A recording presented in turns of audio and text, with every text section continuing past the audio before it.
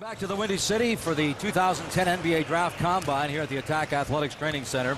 About 45 minutes to go in today's coverage.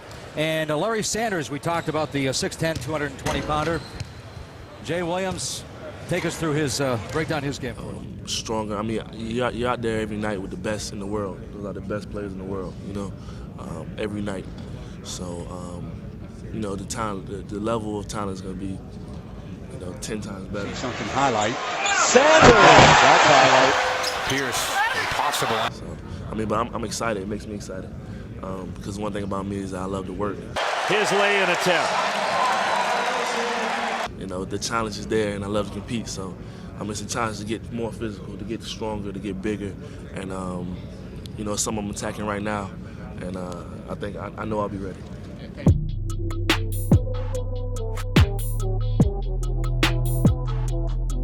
Welcome to the 2019 Big Three Draft. With the third pick in the first round, the three-headed monsters select Larry Sanders. Larry Sanders. Wow. Hello, my name is Larry Sanders. I'm a former NBA basketball player, and now I'm an entrepreneur. I wanted to create Sanders Says, and the idea came about when me and my girlfriend were talking about how to show the world what's going on right now.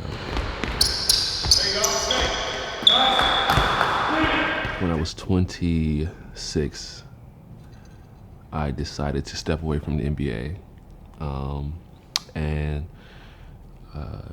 explore entrepreneurship, and also focus a lot on my mental health and the health of my family and the people around me. And I honestly feel like I made the best decision of my life, and I'm in a great place now, but it wasn't easy.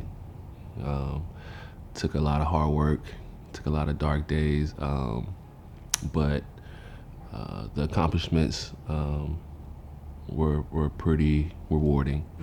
I'm a creative. I think that's what it is. I'm just creative. I like to be creative, and that kind of just spews into everything. It goes to my fashion, my art, basketball. I just like to be creative. They give me J-Lo vibes. All the big girl stuff is always in the back. Like sometimes the big girls just want to go to the front and get what they need, you know? I shouldn't have to go through all this to find my size. And then it's like if y'all was really selling all these smalls, I wouldn't have to be going through all this. You know what I'm saying? Preach. But it's always a mutual respect when I see guys, and like the brotherhood of coming up in the league, from being a rookie and seeing these vets and admiring them, and then kind of battling against them, and then gaining that respect, and then them looking at you as a brother, and as a vet, and then so that's always good, because you would think that we've had conversation outside of basketball. We haven't. You know what I mean? But it's like that with most guys because it's the brotherhood. It's like, once you're in, you're kind of in, and... Let's go, baby. You know what you did, bro. I love you, boy. I love you too, boy. I look up to you now. Come on. Yes, sir. I knew you was going to do that. You missed your highlight. I still can't get no carries. You put your time in, you pay your dues, and, then you have this respect level forever amongst the guys, even at the highest level. Like, if Kobe Bryant walked in here right now, it would be like, hey, what's up? And that's just because of the brotherhood of it, and then you put the years in. These two have known each other since they were 10 years old, playing for the Boys and Girls Club. And that even though I work my way to be in that situation, I'm still kind of drawn back because it just happened so fast, and like within the snap of a finger, guys that you idolize kind of became like your rivals, and then became like your brothers, and they accepted me, so that was great. I appreciate that. I appreciate those guys and the brotherhood of the league. That was something great that I got to take from it. You know what I mean? That I can carry with me. So we went on a picnic. Oh, I'm about to throw up. We went on a picnic like 2 weeks ago.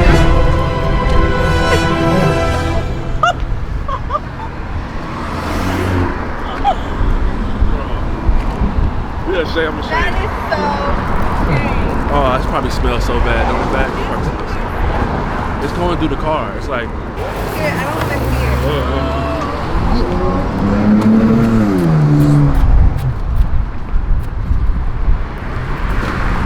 it. We went to like this private little area. It was really, really cute. That's why we had little things in there, but basketball, we gotta do better. It's really his fault because I can't carry that. yo, she played a blame game. This is her favorite game, you guys. The blame game. Don't matter what happens, she got to get down to the bottom of who did it first. Listen. Who did it? Listen. And it's never her. It's never gonna be her, Listen. y'all. That's not true. It's not for having siblings. It's not for living in the house with siblings, I can tell. When there's multiple siblings, you gotta figure out who did it, who messed up first. All I said was that I couldn't carry the thing. What do you gotta do with it? She also didn't remind me that I hadn't been there either. My mouth don't work like that. Oh, he's lying. Because when we went grocery shopping, we both knew it was back there. And he said, I'm gonna take it out when I get home. So that means that means it's right. I think there are universal principles to surviving. You know, like no matter where you know, and this exceeds. I tell people, I was having a conversation with somebody. This exceeds religion. This exceeds any book you read. You know, like it's just universal principles. That I feel like if you take 5 people and you put them on a spaceship, right, and they go to a vacant planet, they're gonna have to do certain things to survive. And if they don't do those things, they do other things, they're not gonna survive. It's very simple. There's no room for deceit, there's no room for envy, there's no room for, you know, jealousy and all these. Those are luxuries that's the luxury of like having a population. Because if there's only 5 of us, we can't even have the luxury of feeling those emotions. You have to have a sense of community, love, you know, creative and like innovative when it comes to like survival. Like you gotta survive. You don't have the luxury of being deceptive to your neighbor. Because his survival is your survival. You know, and like I think when we get back to that kind of basic mindset, we'll understand how valuable the person next to us is and how valuable those universal principles are to surviving.